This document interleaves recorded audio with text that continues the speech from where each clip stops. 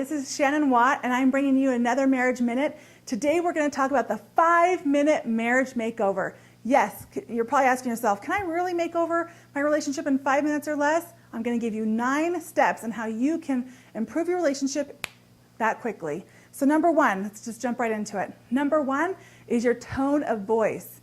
The way you say something is 5 times more powerful than what you say.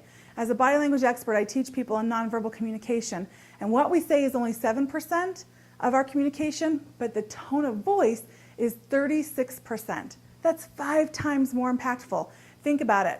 I know that there's times when if I say to Dino, hey Dino, thanks for taking out the trash.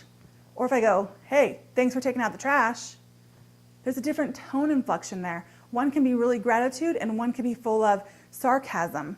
How are we speaking to each other totally can change the relationship. Even when we have a frustration or a request, if our tone of voice is in a calm, peaceful way, and we don't get the inflection up high, it can transform the marriage. Work on your tone of voice. Or even just going from monotone to saying it with more gratitude and with more empathy, with more excitement or joy. It'll revolutionize your relationship if you work on your tone. Number 2, this is a fun tip that I always try to instill just early on when we were married, is to always kiss your spouse when you leave and always give them a kiss when they first come home. It really anchors the moment of when they leave that, hey, I know that nothing's left unsaid, or Dino knows exactly how I feel when he leaves the house. So if something tragic were to happen, heaven forbid, but if it did, that there's nothing left unsaid and that we've done that. And I also send him off out into the world. Sometimes the world can be a big, bad, ugly place, but I send him out with a little dose of love from me, which will help carry him on throughout his whole day. And then when he comes home from work, I like to give him a kiss because it anchors when he comes home that this is a safe, warm, loving place and that I'm here waiting for him and that I anticipate and I enjoy his arrival back at home.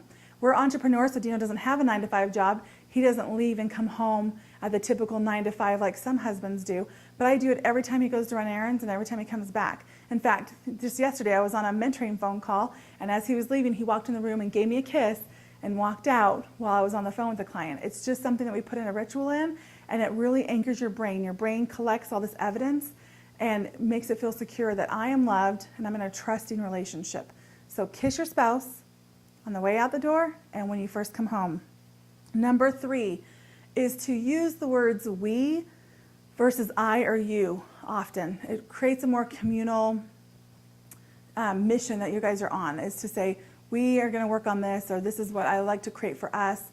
Just having our conversations and our language be more about we versus I or you. And even when it's something like the house is a mess, I'm like, okay, we need to clean up the house today, versus saying you need to do it or I need to do it, you do this or I do that. We need to solve this problem. Our kids are arguing or something like that. It just really makes it a joined mission. I know there's going to be places where it's appropriate to say I or you, but just to really keep the conversation and keep the energy in the house as a we movement. Number 4 is to pray together.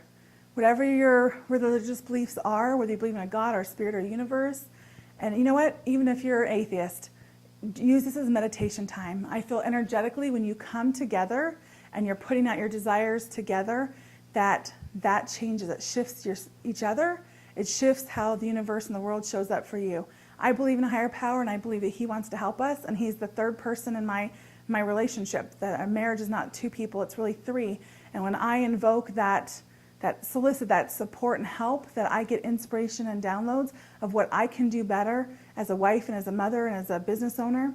So when you pray together, it's really hard to keep some of those resentments between the 2 of you or any other emotions that are stuffed up. This is an opportunity to cleanse those out and to keep our relationship fresh. Number 5 is to say thank you. To say thank you more often.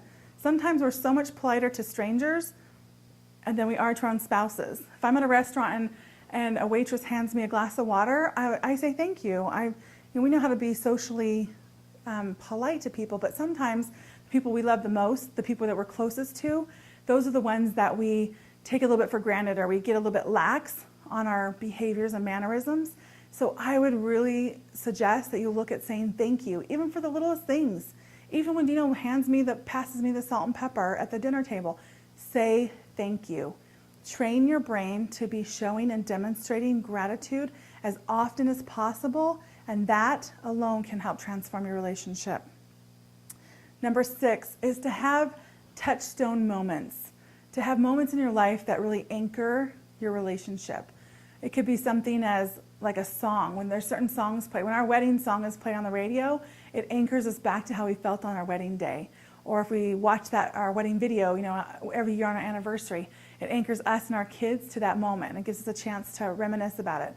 But we also have other touchstone anchor moments where we come together and we do something that's just our thing.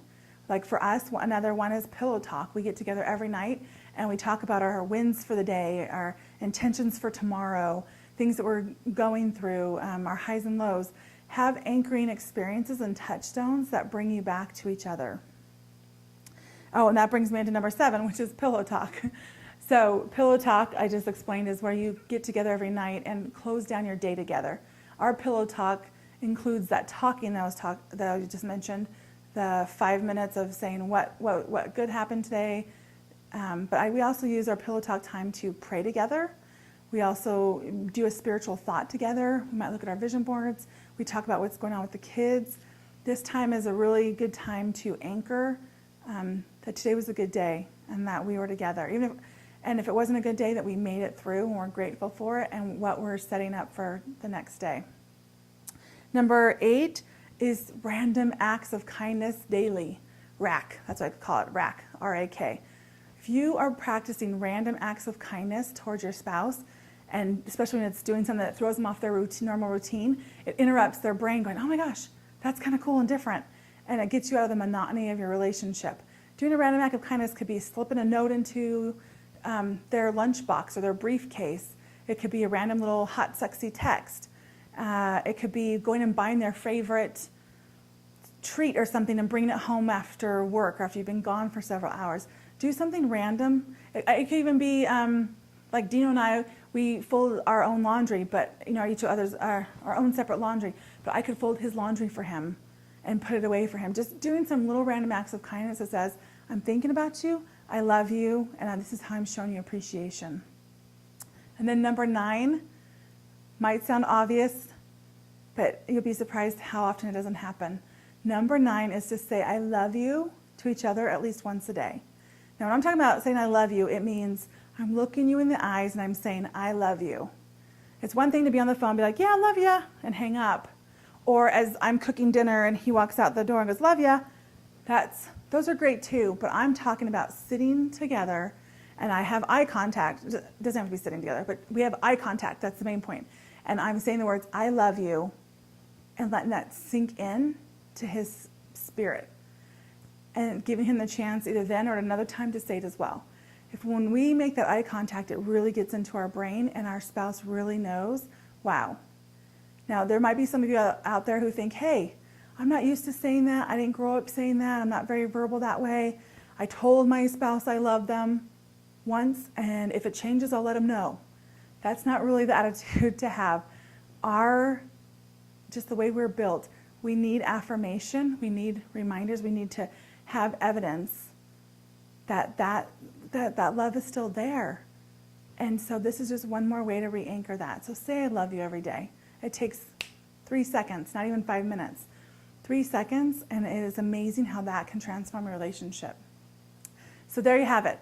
Those are 5-minute makeover on your relationship. You could pick one or a couple of these different things. There's 9 different ways that you can improve your relationship today. I'm Shannon Watt, and I'm here to remind you you're responsible for you. Play full out in your relationship, and always make it a safe place in your own business of marriage.